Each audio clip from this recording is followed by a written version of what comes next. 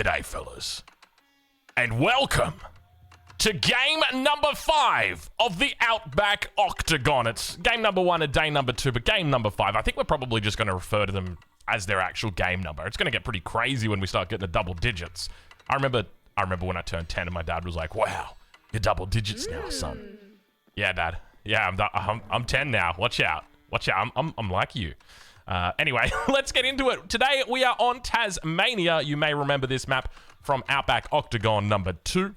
It is, of course, an Australian-themed map. It does look like we do have the Japanese... No, we don't have the Japanese spring biome, and that is okay. We will forgive the players for it. But there are some differences compared to the original. The original one had plenty of deep-sea fish. That is not the case here. There is, however, shoreline fish. Only a couple, okay? So in this instance where we see one of the players looking to try and take advantage of the water, it's not going to be a huge advantage for him. It will be minor at most. But it will remind you a little bit of Socotra. The only difference being it's a bit bigger. There's a little bit more space here. The other key thing to remember is that transport ships have been nerfed. But let's take a look at our players. Of course, we always start at the 12 o'clock position. At least the player northmost from the 12 o'clock position. Ladies and gentlemen, in the color pink, representing Team Mate, also part of Team France, as the Byzantines, it is MarineLord. To his south, in the color orange, playing as the Mongols, representing Team 3D, it's B. Now, I did say that I'd go from the 12 o'clock position, then we normally go around the clock, but considering the proximity to the player in blue, it feels only natural to do it. Representing Team Insanity in the color blue, playing as the Deadly Sultanate, also part of Team Belarus, it is Anatand. And down in that, 4 o'clock position, there's a whole bunch of land over on this side right here, in the color red, playing as Joan of Arc, representing Team Spain. It's Vortex. What a spawn for him. Oh, my lord, I'm scared of Vortex right now. Holy. All right, in the south of the map, in the color yellow, representing Team Elephant, but also on Team China, playing as the Holy Roman Empire, it's Louis MT.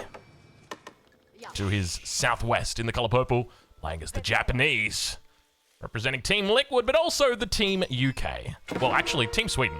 But, you know, originally Team UK. We've got DeMu.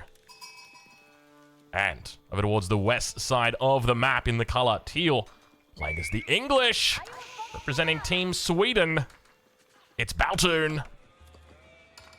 And last, and definitely but not least, in the color green, playing as the French. We got him back again this year. Representing Team, I want to say Team Germany. I'm not 100% sure. Can I get confirmation on that? Is Avely Team Germany? I feel like if Avely was anything, he'd be Team Germany.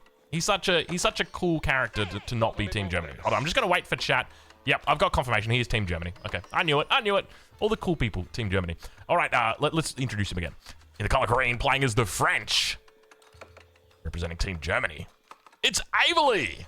There you go, ladies and gentlemen. They are our 8 players today. If you had to give anybody advantage coming out of this, you'd have to go for Vortex all by himself. He's playing Joan of Arc as well. He's already opened up with a nice little bit of a dock at the back here. You'd have to say he is in prime position. Not only does the Civ match up, but it also is going to be a beautiful little spot that he's got here. So definitely going to favor him. I'd be curious to see if we get players like MarineLord who somehow manage to find their way out of these battlegrounds, because these are going to be terrible times for these players. But nonetheless, we look forward to see exactly what the plan is here as the age ups begin to come through. Grand Winery going to be on the way for MarineLord. We see the Dome of the Faith coming in on the north side here for Anatan. We'll check in with B. B's going for the Deer Stones. Of course, playing the Mongols, he can move away if he needs to, but it's not typically advisable. You want to avoid moving if possible, or at least avoid moving until a little bit later on. We've also got Avely, who's going to be quite close to Baltoon, so don't be surprised if they end up fighting. And then we've also got Louis, who's quite close to DeMu, so don't be surprised if they start fighting as well. And as I said, it really just leaves Vortex over here to go, well, I drew the long straw today, so I guess I'm going to have the good spawn. So we'll look forward to see exactly how it plays out and what the plan is as the first age up comes through, and it's going to be Avely on the French. Immediately heading in for a second town center, definitely the safe play. Remember when it does come to FFA, the standard meta is that you open up with a second town center, and typically you'll look to try and play defensive to get to the castle age, and then you can just kind of do your thing. But that seems to have changed recently. We do have a lot more emphasis on eliminating people. Let's just put it that way. So I'm curious to see whether Vortex looks to get his hat in the ring early, or whether he makes more of a play around the castle age. But for anybody wondering what this map is called, it is Tasmania. So Tasmania is a part of Australia, even though we do often like to forget that it does exist. Unfortunately, it's part of Australia. It's a little island down to the south, and you often see it left off maps. In fact, I think there's a whole subreddit on Reddit that is devoted to Tasmania being left off maps. Like they just don't put it on the map. You know, you're not really Australia, Tasmania. You know, we're kind of tempted just to give you to New Zealand and just forget about you, but we let you stay around. Anyway, Tasmania doesn't look this squarish. It's probably a little bit more weird of an island. And look, I know I've talked a lot already about how weird the Tasmanians are, but yeah, the island, pretty weird as well. Anyway, just kidding. For anybody wondering, we're just kidding. I love Tasmania. I've been down there, did a deployment down there, and it is beautiful. It is so picturesque down there. And it's very cold, though. It's very, very cold. I don't know if it would be so cold in this map, though. This does look a little bit more of a tropical climate. So, we've got an outpost already coming up in the north of the map, looking to deny out the berries away from MarineLord. MarineLord's going to be making a grand winery and not making a whole bunch of olive oil from it, unfortunately. Now, curiously, I don't think Anatan's going to be able to get the olive oil that is provided here. But one thing to note is that if MarineLord manages to secure this, he is going to get the extra food that it comes from the berries. So the Delhi Sultanate, they get a berry bonus. You can see it right here. So when their mills drop, basically the way that it works is you get extra food. So he's going to be able to take that if he so chooses. Now, you might also be wondering about the UI. Of course, we're using a custom UI, and there's some things in here that we can control and some things that we can't. So over in the bottom left-hand corner, you'll notice these little icons. These are meant to be here. I like looking at these. I'll be honest, I don't know what the icons are there for. I don't know why they're here, but yeah, the screen is not cropped. You don't need to worry about that. That's just how it looks. That's just how we made it. I think I could probably turn it off in the settings. I'll ask my admin Cal to remind me after this game to turn it off, and then hopefully we don't have to worry about it for the rest of the tournament. But 2 TCs coming up absolutely everywhere. MarineLord has definitely settled on his second TC. He is getting harassed at the moment by B. Looks like we've got some movement towards the north side. The Khan almost blew the whistle a little bit early here as the walls do come up, and he's going to be able to keep everything safe for now. Second town center, of course, going to be providing plenty.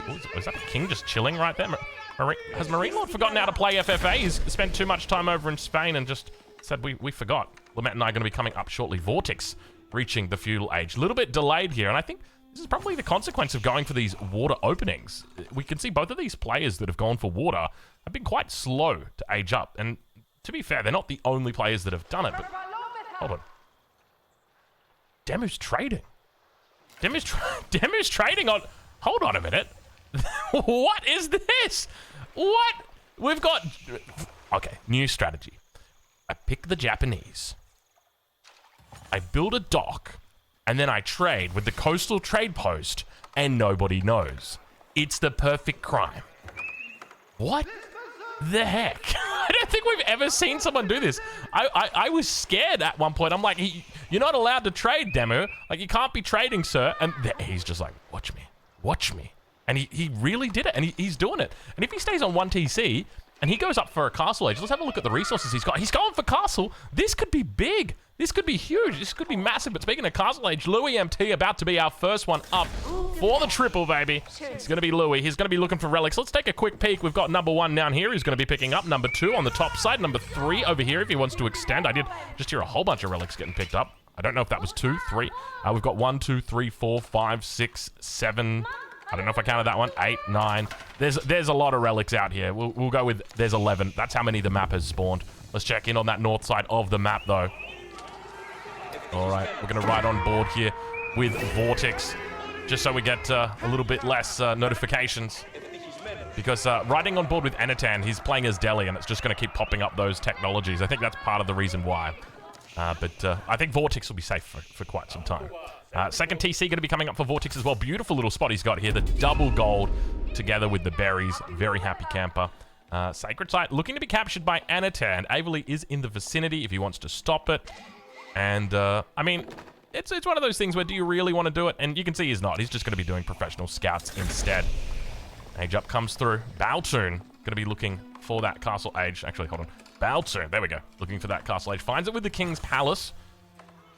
Averley nearby is in that feudal age, but is going to be going up with the guild hall. So we do see somewhat of a standard approach this game. A lot less aggression in the feudal age, with the exception of B in the north here. He is getting mad. He's getting angry.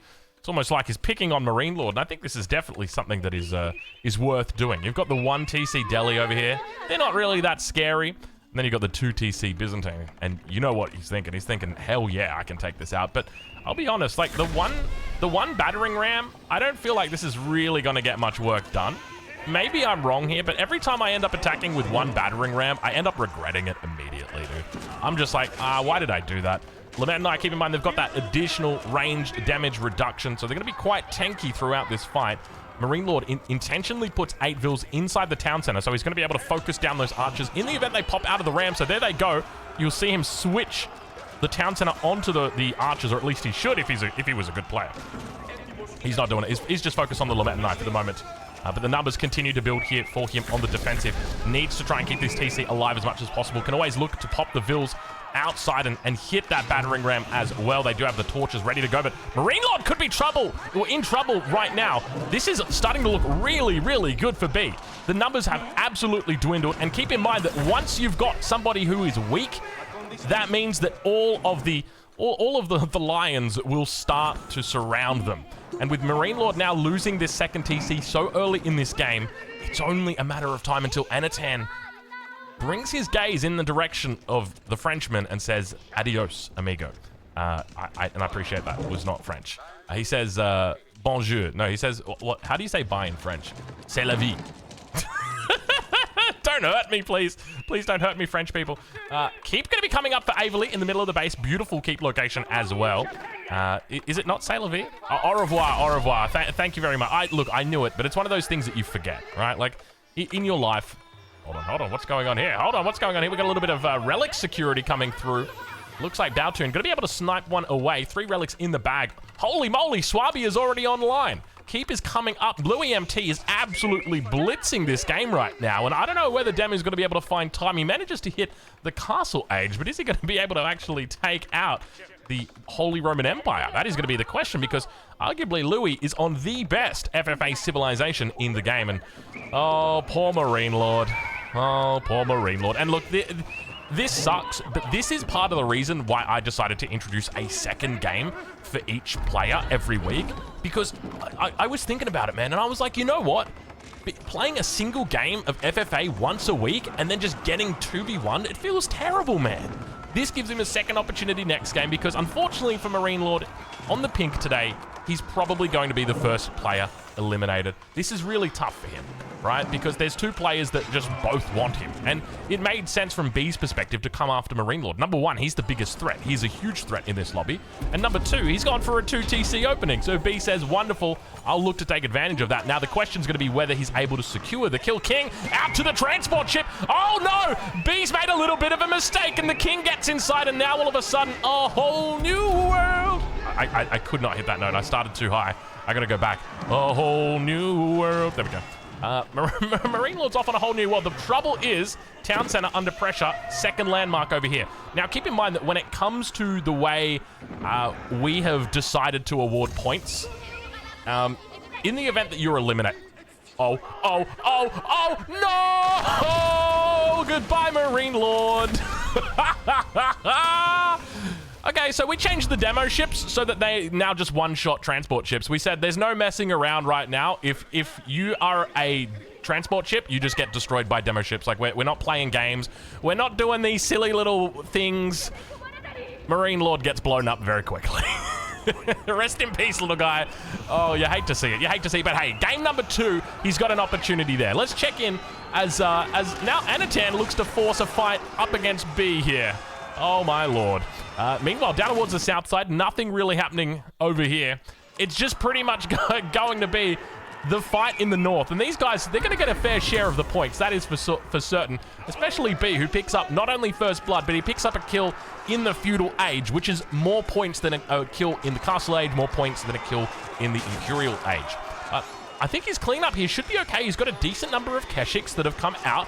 I suspect, yeah, he's got +1 ranged attack as well. Though we do see +2 ranged armor already coming through for the men-at-arms. Jeez, that's a very early +2 as Delhi. That is kind of crazy how quickly you got that. That's going to be concerning. I don't think he doesn't have any +1 melee attack, but you know what he does have? Have a look at this. He's got the extra damage coming through from the House of Learning. These men-at-arms have got 15 attack on them. These things don't mess around, and it looks like Anatan going to roll over the top of him. It's not even close now.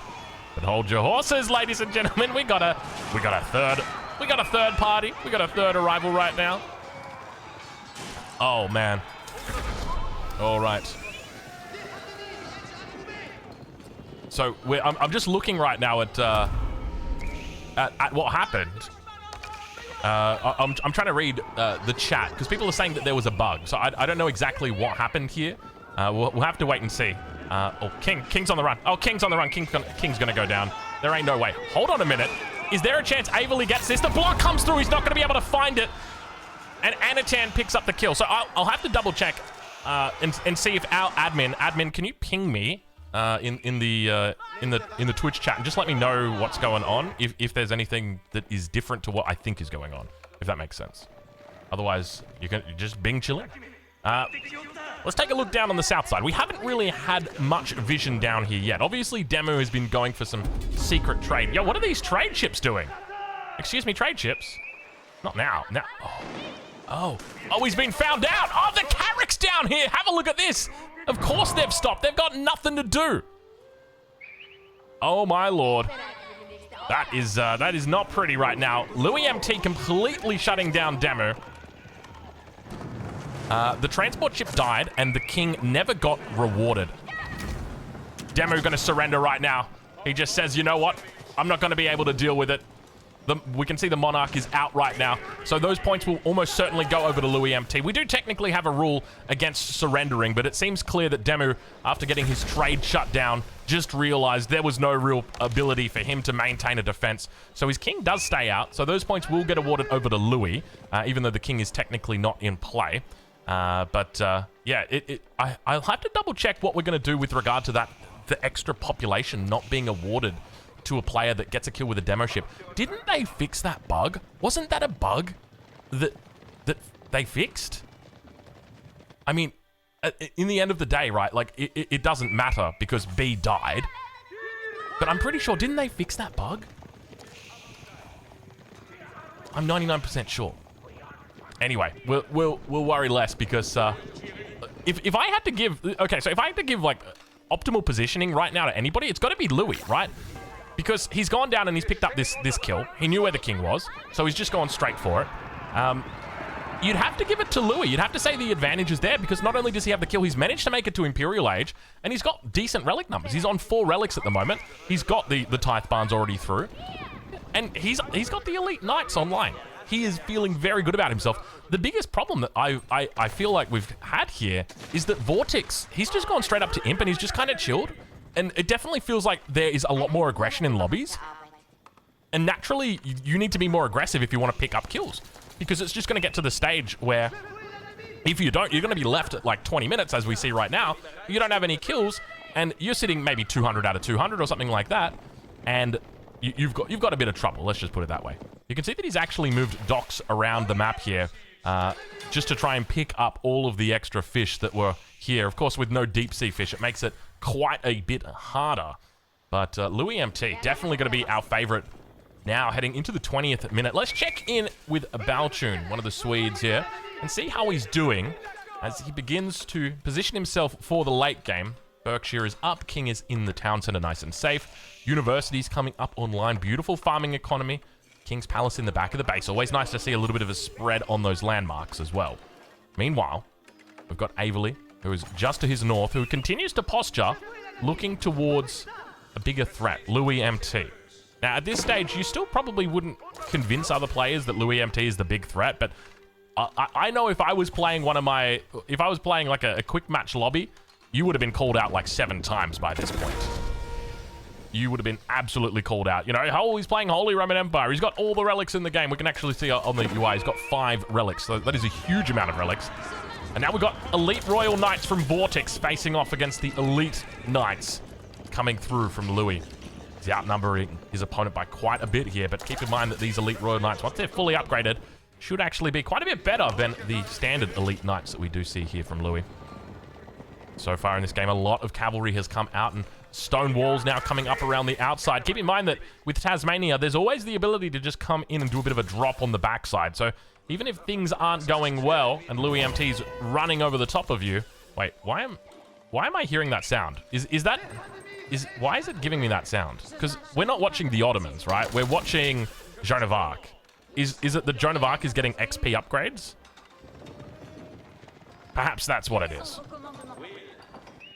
Still making more docks. Is he just literally making docks everywhere? Oh, there's a dock here. I wonder if he knows that he can trade with it. I wonder if he realizes that he can trade with it, because I don't think... It's definitely something that you forget about, right? Like, I didn't realize yesterday that there was trade going on with a dock. You just kind of forget that it exists. Sacred site? Is that what we just heard? Was there a sacred site neutralized? A landmark taken? What was that? Vortex is still minding his own business over towards the east side. He's got the Red Palace down to defend. Spots out the Kings as well. Sees exactly what's going on.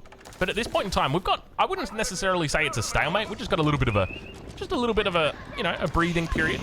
We're biding our times here. So the one thing to note is that I'm a little bit scared about that transport ship bug. If you kill somebody in the transport ship, how you don't get the points. And from that just happening again. So we might have to be cautious about whether we play Tasmania again, just because of the risk of that happening multiple times. We want to avoid it. Carrick now going to be coming out. The Warcog going to be going down, but this could be the sign of a new battlefront beginning to open up on the water, as we now get to witness... I hear the sound of... Is it cannons or bombards? Joan of Arc picking up plenty of XP here in this battle. And I think, to be honest, Louis probably needs to push right now before Vortex has an opportunity to build up that XP. Like, once Joan of Arc is max level, you're going to have a really tough time. But let's take a look in the north of the map, as we've got plenty of houses coming up for Vortex. Vortex just going quite crazy with his building. King has been spotted out in this keep on the backside by Averley. Balton and Averley right next to each other, and yet not fighting each other. However, something tells me that won't be for long. The Trebuchet finally coming out right now. Baltoon's had a pretty quiet game. The only thing we've really seen him do is deny a relic from Louis MT. That was it. We saw a whole bunch of units out there, and that was pretty much it. Up towards that north side, though, there are more knights out. Of course, knights are going to be very important or very popular in FFA. One of the reasons why knights are so good, let me break it down for you. Number one, speed. They're very quick, able to get across the map much shorter times than your infantry. So you can attack, you can defend a lot more easily with them. Number two, they're pop efficient. They're very, very pop efficient. Every knight takes the same amount of population space as an archer or a spearman. So you can have 100 spearmen or you can have 100 knights. And when you consider their cost, the fact that they are triple the cost of a spearman, it is a great investment in your population space to be going into knights. So it just makes sense for a lot of these players to be going into knights.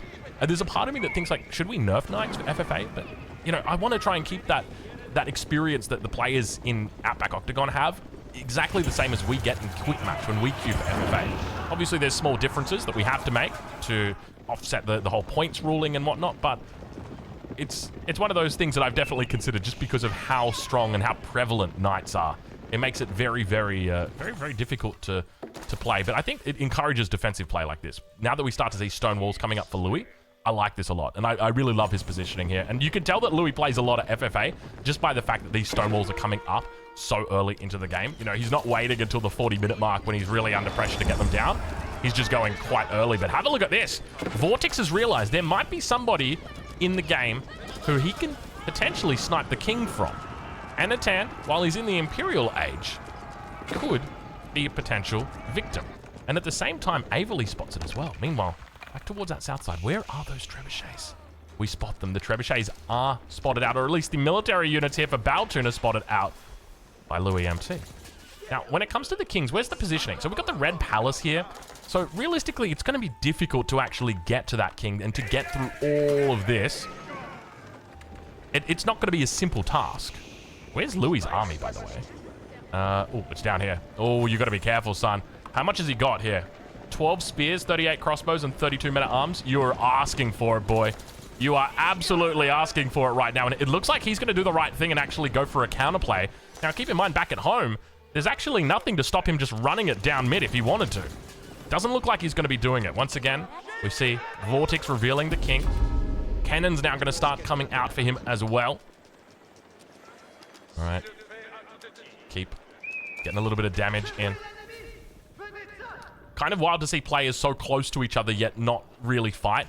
And I think it's probably because they realize the same thing. If they fight against each other, they're both dead.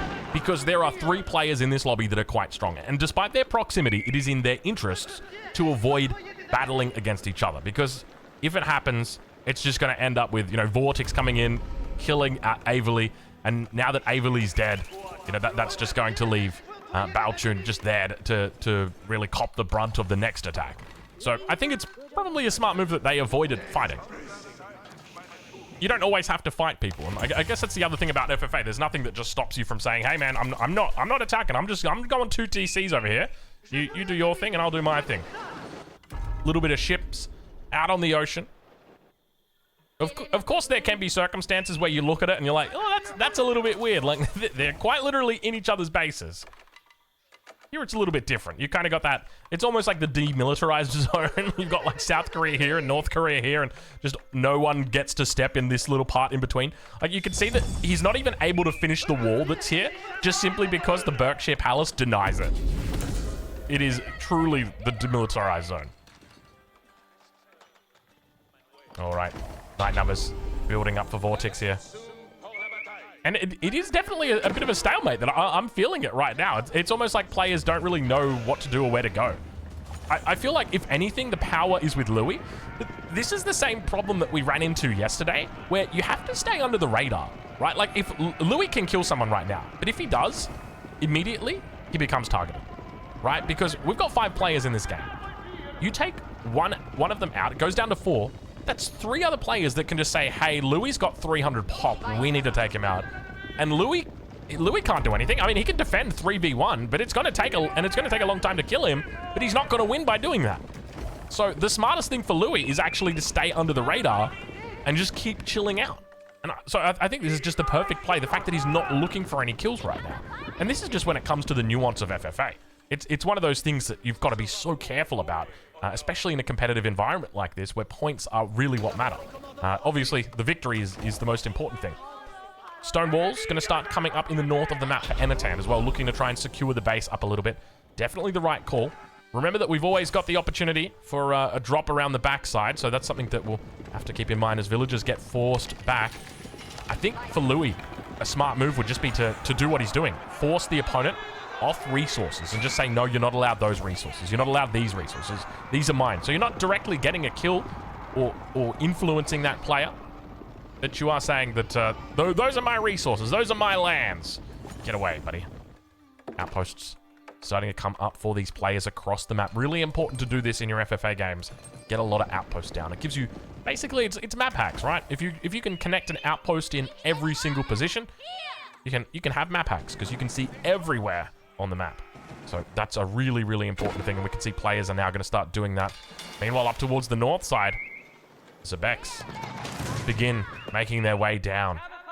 Can be really annoying to deal with. Keep in mind that even though we do have the transport ship, one of the other options that you've got is, if you've got large warships like this, just bringing them up to the stone walls and then chipping away at the edges can be very frustrating, because there's no real way to pull yourself in and cocoon yourself, other than if you're actually just going to wall inside your actual base. So one of the other things to note is that when it comes to FFA, we didn't really know how long to give players. Like, we had an idea. We said, okay, you know, we'll give them 2.5 hours for 2 games. And yesterday, if you looked at the games that were played, I don't want to spoil it for you, but they were pretty quick games. We had games that were as short as 25 minutes. The fear that we had was that games would run really long, like 2 hours. And if there's any game that's going to do it, it's a game that looks like this. There is the potential for a game like this to go very, very long. When nobody really wants to make that winning move, it can be difficult. especially when you've got players like Louis MT, who are incredibly smart when it comes to FFA, and he knows to hold those cards close to his chest. He's got a lead. He's definitely got strength, and he just needs to make sure he doesn't expose that strength so that everybody can see him. You know, it's like when you get 2 aces pre-flop, and then you just go all in. It's like, well, I'm just going to fold, mate. Like, you can take the big blinds. I don't care. But I'm not losing my stack just because you got double aces over there. Like, you just showed me what you had. And that's exactly what Louis is avoiding doing right now. So, very, very talented AoE4 player. I'm sure he's probably quite a talented poker player as well. Now, you might be thinking about, from a win condition perspective here, okay, what about the potential for a wonder? A wonder's definitely got potential on a map like this. My fear would be that you're not going to be able to defend from this many angles. So not only would you be getting attacked from Vortex over on the right here, but you would be getting attacked very easily up this inside lane by Baltoon. Averly would have a direct pathway through. And you'd also have Anatan, who would quite easily make his way through the middle of the map. So I don't really think that that's an option this early, especially considering the wealth of the other players. This is really nice, though. Able to clean up the Vils here on the stone, even though he's technically got control of it because of the Red Palace. The Knights say no. Let's check in over on that west side, though. How's the fight going? How's the DMZ going? Well, it looks like it's just getting even worse. More keeps coming up. We're really starting to look like South of North Korea right now. It is, it's not a pretty time to be an English soldier, or an English keep, I guess. They're all getting called to the front line. Huge army right now for Vortex. Have a look at this. This is where it starts to get awkward for Vortex, because he's 200 out of 200. He didn't pick up the early kill. Even though he had such a good position, he kind of stayed in his own base and just kind of chilled. He was focusing a lot on water. Didn't really focus too much on military. And the consequence of that, he's only got 200 pop, so he's got a huge army. Not a whole lot of population space to play with, though. He could definitely look to try and get a kill secure on the north side, but you've got to keep in mind that Anatan's at 250 pop now. He's got a huge amount of villages, 181, whole bunch of spears, not a big army. And to be honest, with not a big army, I mean, to be fair, you've got Reboldaquins in here that would absolutely demolish that. And I think that if Vortex wanted to, he could 100% go after Anatan. There's really no two ways about it. I think that Anatan would absolutely roll over. The only question I've got is just with regard to production. How much production does he have up here? Looks like he's got a fair bit. And if you've got units in queue, and if you've got like 30, 40 production buildings at this point, you can get an army pretty quickly. Like, give it a minute and you've got a full army. So that's always a consideration to make. But at this stage, have a look at Louis. Look at how far he's extending out these outposts. He's really trying to cover the entirety of the map. That's absolutely crazy, though, that he's sitting on 181. Oh, no! Look at this Baltoon with the death drop from behind! Where is the king? Where is the king? Where is the king? There's the king. The king's gone for a bit of a runner.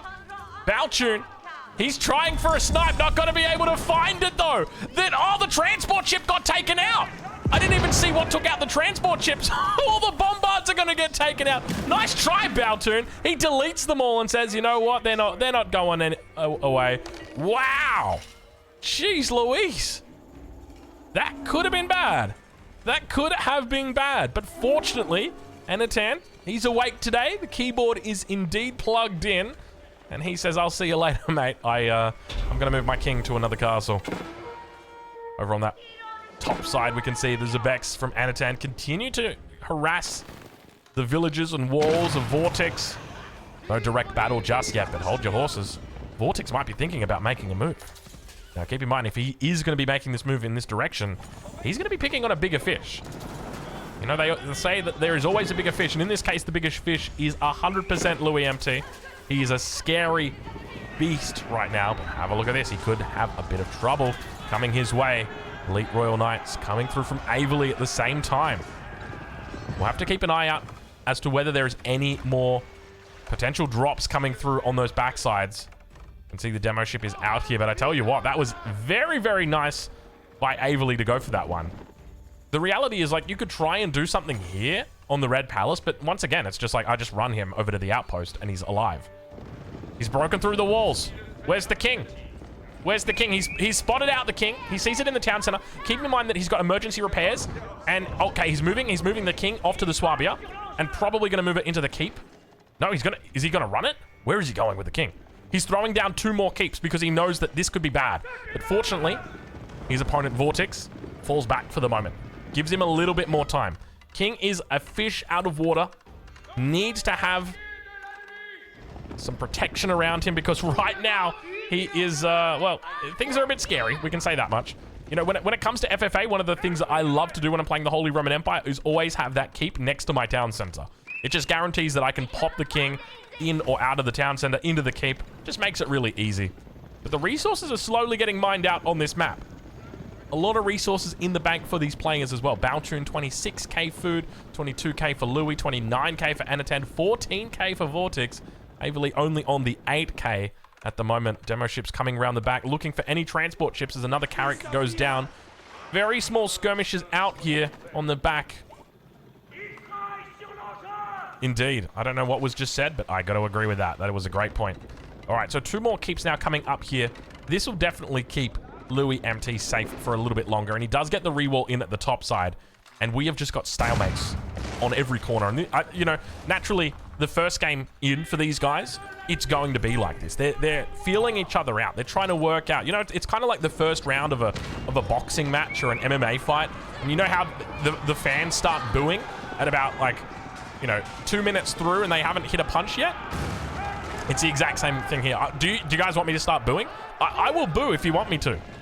Okay, hold on. Boo, boo, boo. Kill him. Drop the bombards. Do a bombard drop. Boo.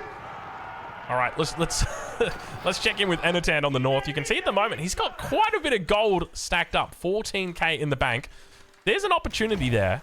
I don't think he's going to go for it. Definitely doesn't have the stone, but a wonder could be in the works for him. Couple spears out here in the middle. Oh my, look at the size of this army. I mean, it's kind of crazy that Vortex's army is so big, yet his population is so small, because it just means that he's not building the same economy that players like Anatan are building. I mean, Anatan's definitely dropped the Vil count down. He's down to 144. All right, we got to push. We got to push. And it looks like this might be a serious push. Oh, don't tell me they're going to do exactly what they always do. They don't fight for 20 minutes, and then all of a sudden they all fight at the same time. You know what's going to happen. You know what's going to happen. Oh, they always do this. These bloody bastards. Oh, look at this. Looks like we've got a new battlefront that's opened up, a new war front here. Was this blocked off up until now? Have they had this all walled off nice and safely? And now all of a sudden, it's opened up a new war front? I think that could be the case. Wow. Huge amount of battering rams. Obviously, these guys have got their upgrades in as well. A little bit of melee vulnerability on the south. A couple of galleys here to help. I mean, you can just get rid of these at this point. Just turn them into something else. Chuck them into knights. Nice mass of royal knights. Now he's up to 95 royal knights, 38 in queue. How much production have we got back here? We've got a lot of production, and you can see, keep in mind, he's playing Joan of Arc, so he doesn't build his, he doesn't build the stables around the keeps. Instead, he empowers them with Joan. So doing a great job of just empowering up each of those stables. Let's check in the middle of the map. You can hear it's very peaceful with the bombards in the distance, and there we go! It looks like we've got ourselves some angry players looking to try and catch a bit of flack. Anatan taking on Averly. Averly falling back with the Arbalatrier towards the keep. But of course, these Arbalatrier going to have a difficult time against this many elephants. The elephants, they are heavy, which means they're going to get countered by the Arbalatrier, but they have a lot of ranged armor. A total of 12 ranged armor. Meanwhile, let's double check and make sure we're not missing anything else on the map.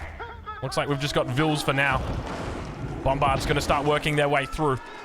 Averly could be in trouble here. 100 Vils, 100 military units. Compared to Anatan, 121, 125. So he's got that 50 population lead at the moment. Couple of knights. Going to get caught out for Averly as well. Not quite sure what he was doing here. It's a lot of knights in the mix here for Louis MT. 72 knights. He could quite literally walk into somebody's base and just kill them. And the reason why he doesn't is because if he did, he becomes a target. But have a look at this. Speaking of walking into people's bases, did you guys bring the bombards? Where are the bombards? You gotta be careful with these. They can move so fast, the cannons, dude. 1.01 movement speed. I feel like they are very fast. But it appears that Vortex is just gonna fall back. He realizes, you know what? Oh my lord, look at the bombard numbers coming out from Anatan here. So able to fend off that strike. He's looking for the king. Keep in mind the king is in this front keep. He's got, oh my gosh, he's got so many keeps to fall back on. Towards the south. A little bit of an attack. Averley just, I don't even know what Averley's doing with these knights. They're just all over the map. It's going a little bit crazy at the moment with his amount of, with the amount of units he's got.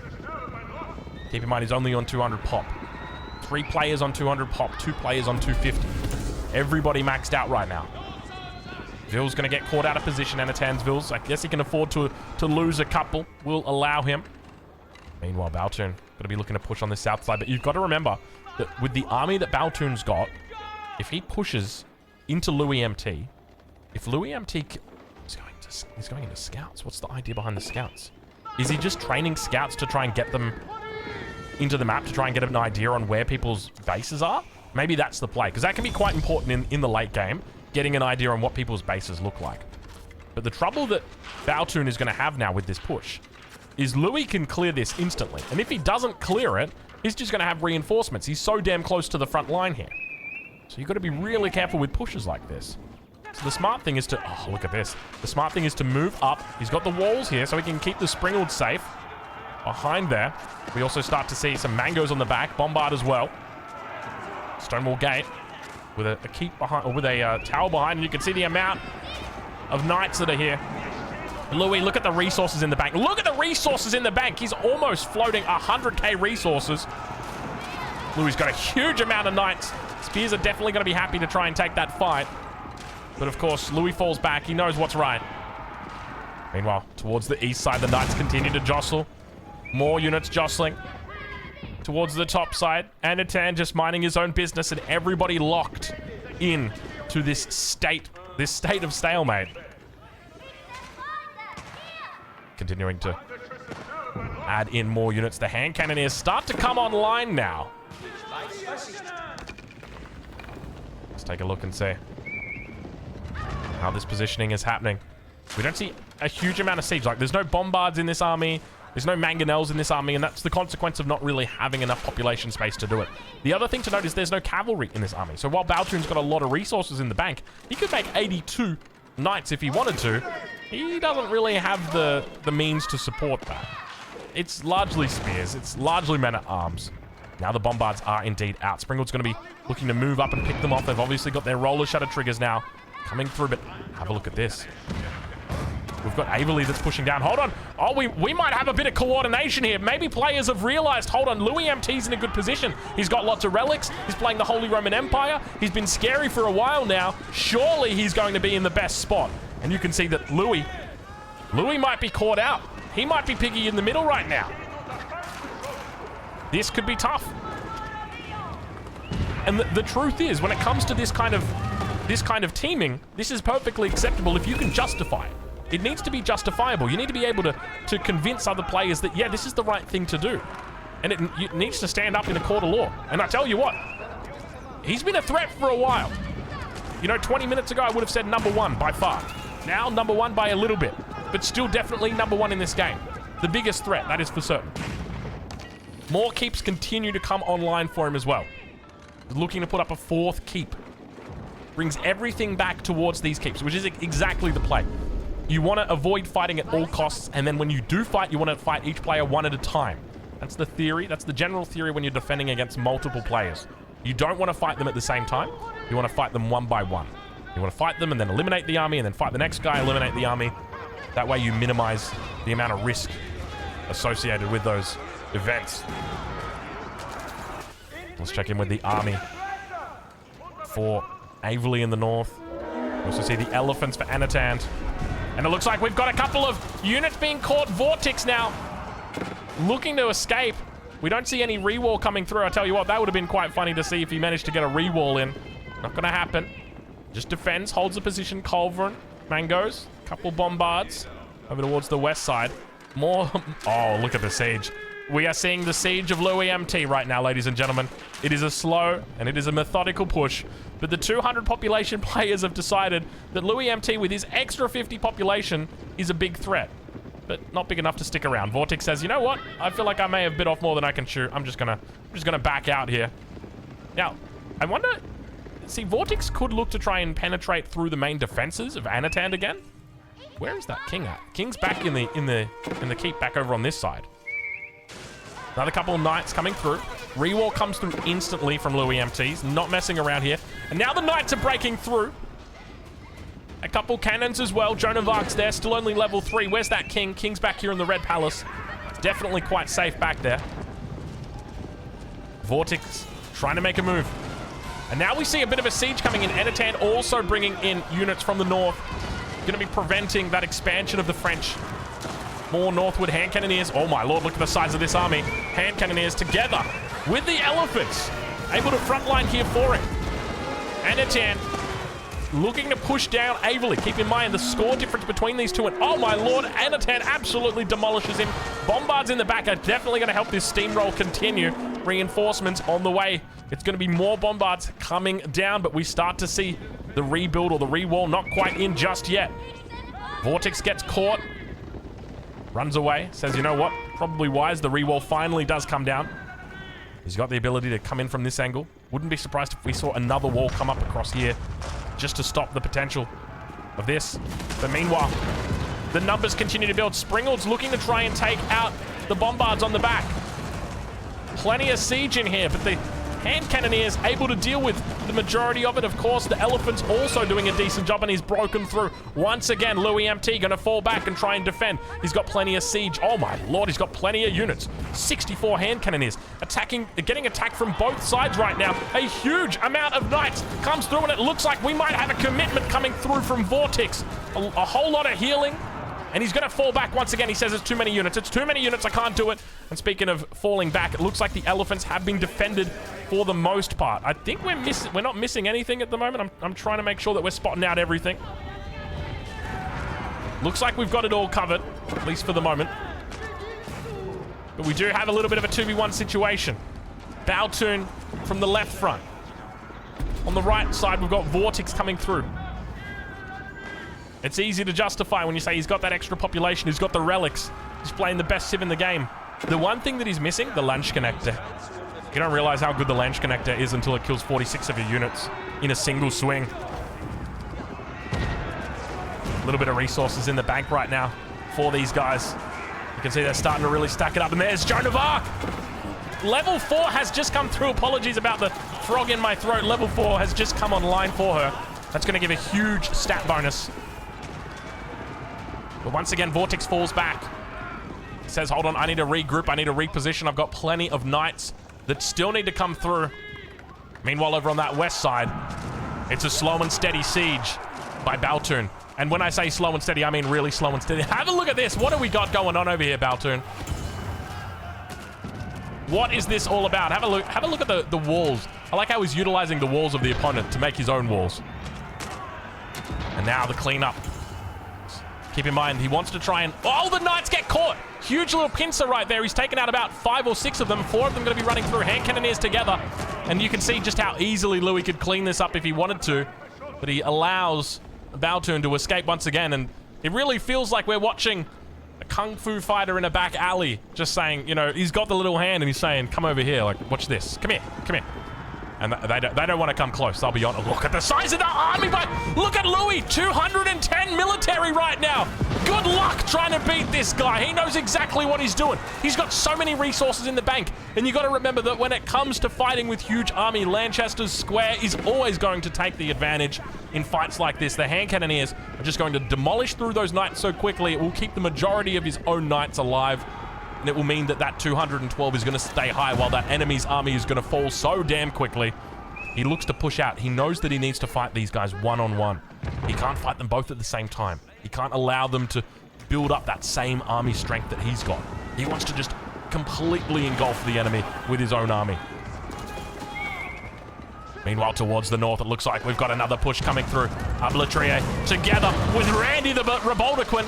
He's trying to rip a new hole in the elephants, but I tell you what, they're pretty heavily armored. Bombards firing down. King still inside that red palace. You can see him back here, Philip IV. The Bombards don't have long to move. The trouble is there is just so many damn units in here. I think it might be a problem. Good luck to him. The Ablatrier numbers continue to fall, though. Not a lot of mangoes on the backside, and that's going to mean those arbitrary don't really have a big threat over towards the west side. No push coming through over towards the top side. Enitand might be in trouble once again as Vortex looks towards that position, and you can see it, you can feel it. He wants it. Springwood's doing a decent job from the back line, able to take out the cannons, and if he takes out the siege stops. It's a very smart move, hitting that siege, taking out those bombards, because then they're not able to take out your buildings. It is just such a smart move. So many cannon emplacements in here.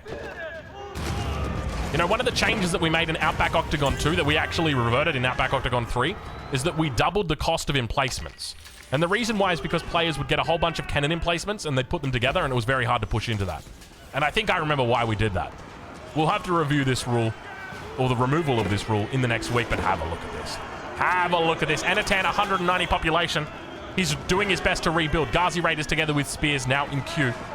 A lot of Royal Knights. Vortex might have found his victim for the game. Meanwhile, towards the south, Louis MT looks to push down the base that Baltoon has built. We got a lot of bees in there. Probably could have fit a few more. But now, sieging down the first line of defense. It's going to be the gates that go down. And where is that king? There it is. He sits in the keep at the back. Now, he could just go through each individual keep, or he's just going to go for the one with the king. This could be it. This could be it. Enitand might be going out. We've had a stalemate now for almost 30 minutes in this game. And it looks like Enitand is in trouble. He's doing his best to get reinforcements back in time. Ghazi Raiders together with the elephants. But unfortunately, these Royal Knights don't mess around. Meanwhile, to the south, we've got a little bit of a battle beginning to unfold.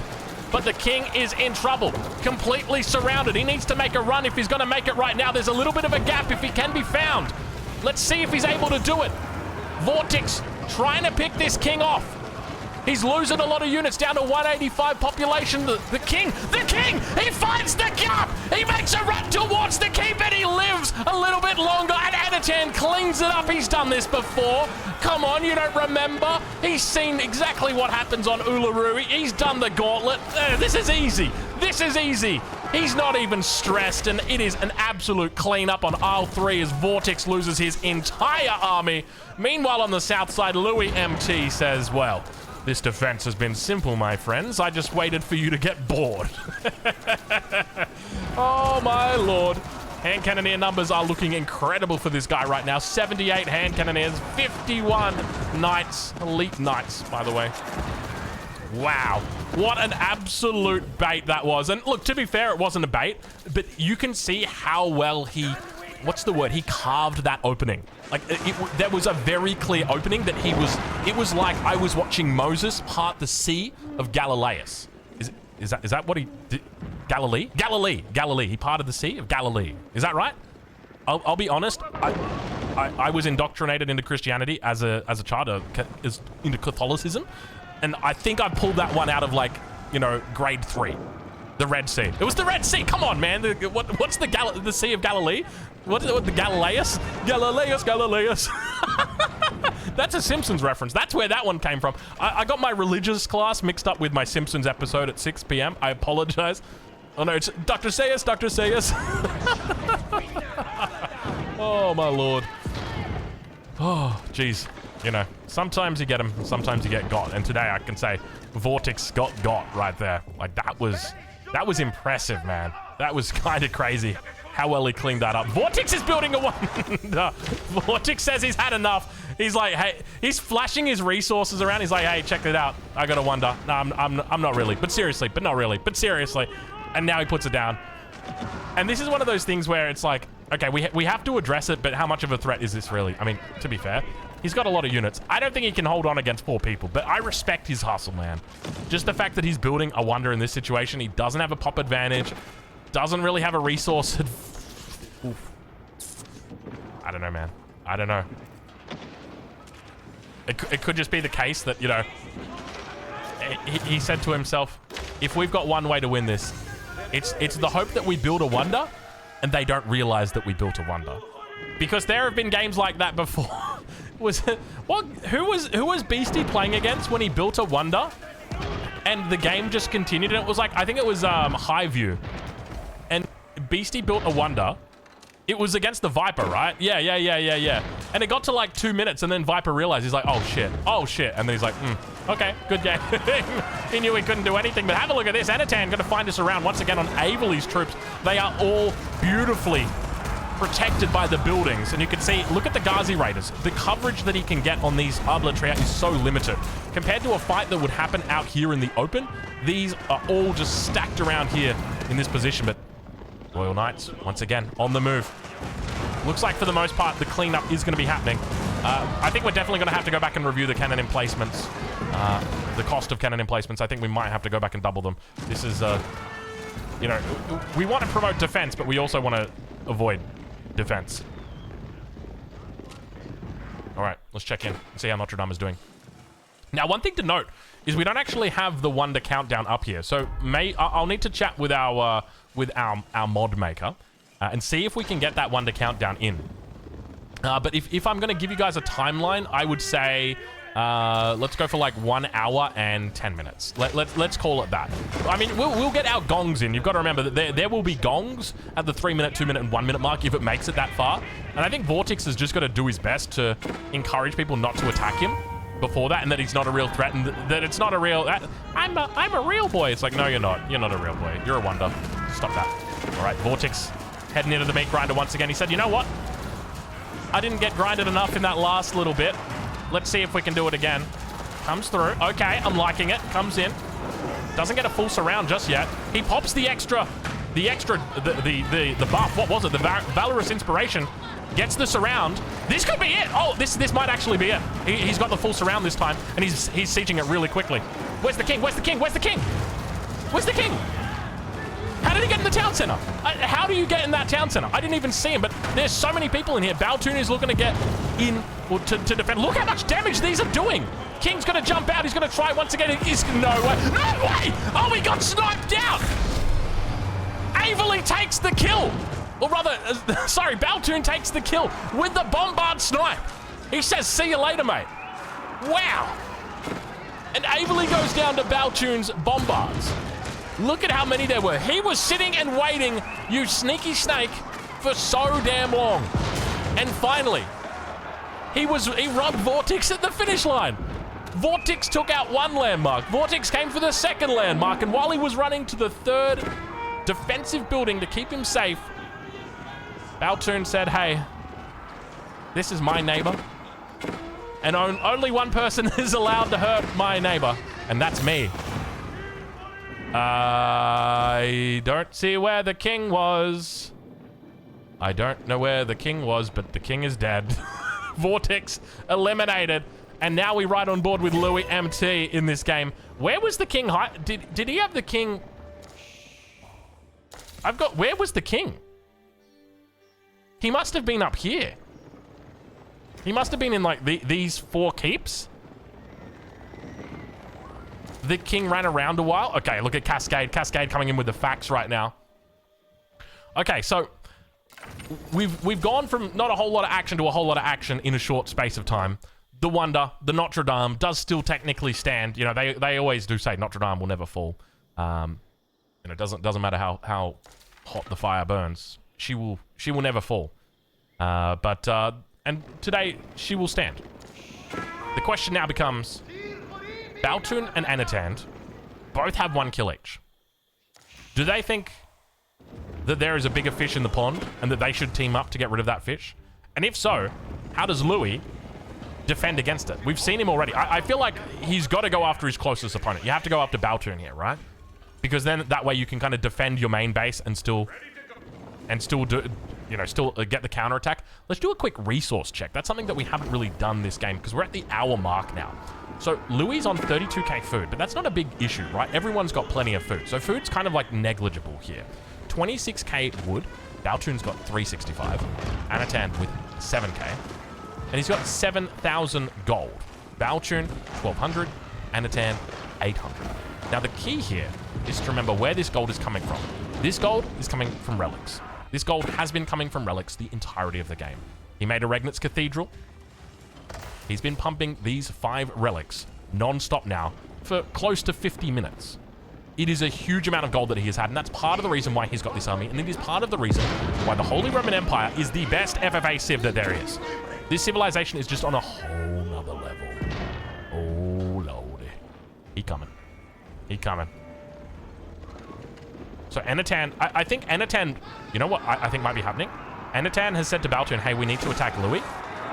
And Baltun has said, yeah, you're right, we need to attack Louis. And so Anatan's going to attack Louis because that's what Anatan said to do. He tries to come through now. And Baltun's like, yep, yeah, we got to, hey man, we really got to attack that Louis guy. And by doing this, he secures himself a couple of extra points. He knows that he can't beat Louis. It's kind of playing the short game rather than playing the long game, because the long game is definitely to take out Louis. Because if you don't take out Louis, Louis wins. He is such a behemoth right now. So many resources in the bank. You can see he's really starting to lose a lot of population. Those mangonels doing a bit of work back there. Able to take them out with the bombard. You can see how well he's managed to keep these units. He did get sandwiched and squished in. Gosh, look at that. He actually lost quite a bit there. But now Anatan's going to fall back. He's going to say, hey, all right, yeah, that was a good fight, but, how are we getting out of this one, Anatan? You can only run so far, my friend. Louis pops the king information. He finds out that the king is in the Berkshire. He sees that the king is on the move. He's going from keep to keep. Looking to keep himself alive. Louis now trading on water as well. Have a look at this. Have a look at this. Louis doing full map trading. In fact, we've got multiple players trading. Where is this trade ship going? Where are you going, Anatan, with this trade ship? Got a couple more landmarks under attack, though. Louis biding his time. And look, Louis is making the right call. If you know that... So he gets a notification here. Enemy is attacking the landmark. So once that landmark has been destroyed, the whole lobby gets a notification that the landmark has been destroyed. Louis now has information that Baltun is killing Anatan. That means Baltun's army is in Anatan's base. So that means Louis can go to Baltun's base and kill Baltun. That's pretty much what this is saying. So right now, the correct play for Louis MT is to go and kill... Is to go and kill Baltun. He can do that, or he can do something silly like build a wonder. Doesn't have the resources for it. Sacred Site's not really an option. They're quite far away. It looks like he's just going to play defensive for the moment. This is... Technically, I would say this is the wrong move. Because one of the things you've got to be really careful of is if he does get the kill and he manages to unify the army, it could be a huge problem. But have a look at this.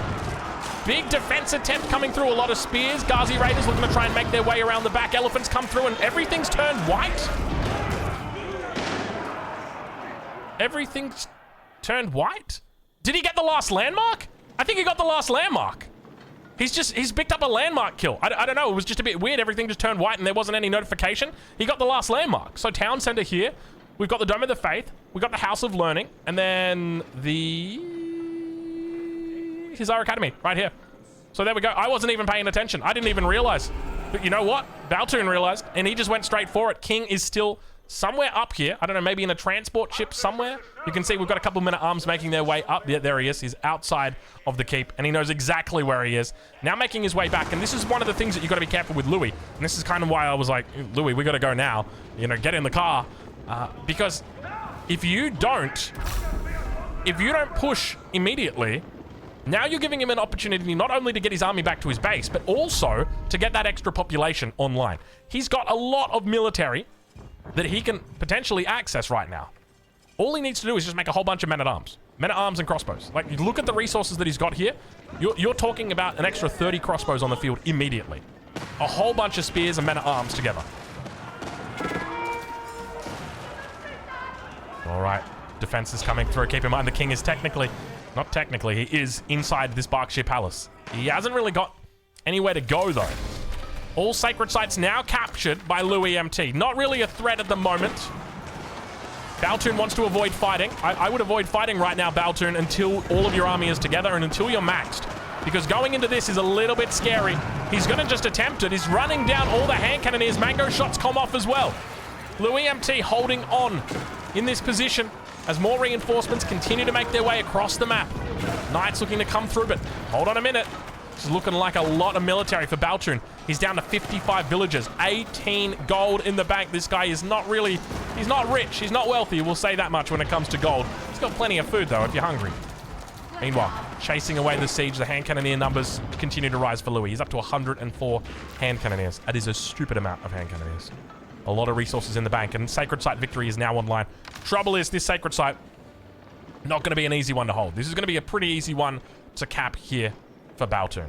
I wouldn't be surprised if we see him cap this pretty quickly here. So where does Louis MT go from here? He's maxed. He's got a lot of resources in the bank. I think the best thing for Louis to do right now is to start building additional production facilities on the front line and just try and look to drain his opponent. Oh my god. He's got 8. Hold on. Let's see if we can find them. Where are they? They're here somewhere. There we go.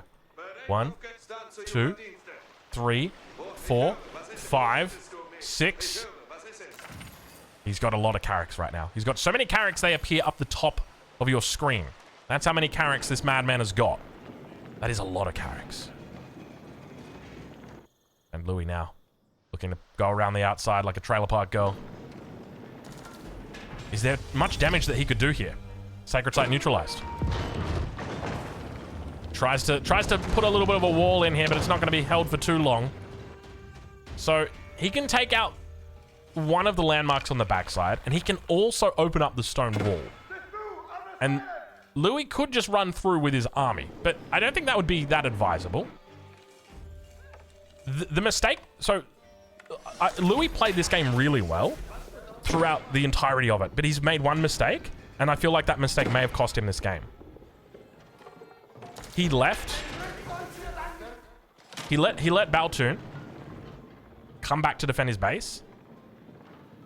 He allowed him to max out his army, and now we've got a problem because he's even on military count.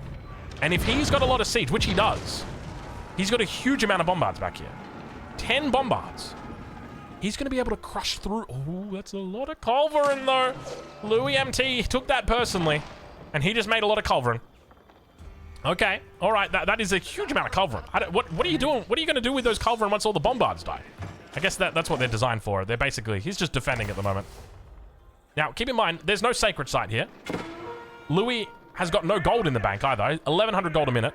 Not a lot of gold left on this map. Pretty much all the gold, I think all the gold, all the mining resources are going to be drained at this point. Pretty much every single player will have known, and you can see the culves moving up. Got plenty of speed on them. Trying to find position. Meanwhile, the carracks around the edge of the map here. Where's the king? We need to keep an eye on that king. King is back here. There's a lot of keeps. Okay, king is moving. Yeah, this is a smart move. I want that king to move very far away. Can we make another keep over here, please? Like, we don't want him anywhere near this many bombards. This is a scary number of bombards that we've got here. But the thing for Baltoon is that if he loses this battle, like, he doesn't really have an opportunity to rebuild. So fighting into Louis' base like this is very dangerous. So he needs to be slow and methodical clearing out these buildings. He can't allow his units to run up through these little alleyways, because if he does, they're just going to get picked off by the hand cannons. They've got the ability to just really do a number on the men-at-arms, but it looks like he's going to commit to it. Hand cannoneers trying their best to defend. The bombard's going to start working down the keep. There's a relic inside it, a cannon emplacement as well. No emergency repairs are going to get you through that one. Hand cannoneers continue to hold. Mangonel's going to decide to finally deploy. The men-at-arms getting absolutely shredded by the hand cannoneers as the culverin stands strong. He's picking off the bombards one by one. You can see the damage he's doing. The number of culverin here are still absolutely crazy. The king absolutely safe. The back of the base. Every single keep has got a cannon emplacement on it except for 2 of them. He's 100% fine. Louis MT going to defend this one, completely denying it, and a surrender comes in with Louis MT, the victor in today's first game of Outback Octagon 3. He managed to do it. He managed to make it. Even though he didn't rush down his opponent, he managed to find victory today. Congratulations go over to him, and well played to Baltoon for making it to the final 2. Let's take a look at that village account. It got pretty crazy in that game. Louis MT reaching 160 early on, eventually overtaken by Anatand a little bit later on in that game. And you can see at the end how close they all, or how low they all got. It was very much a case of just deleting the vills to make more military. We take a look at the military count, and yeah, you can see that early game, everyone kind of maxes out of that 100 mark, and it's only once the kills start rolling in that we get a bit higher. All right. Other than that, let's you know, I don't think we still can't see favorite military unit, can we? You would have thought. You would have thought. Anyway, we'll leave it there. Hopefully, you folks over on YouTube have enjoyed this one. Of course, there'll be a second game with these players coming right up tomorrow, so make sure you tune in for that one. And of course, we'll catch you in the next one.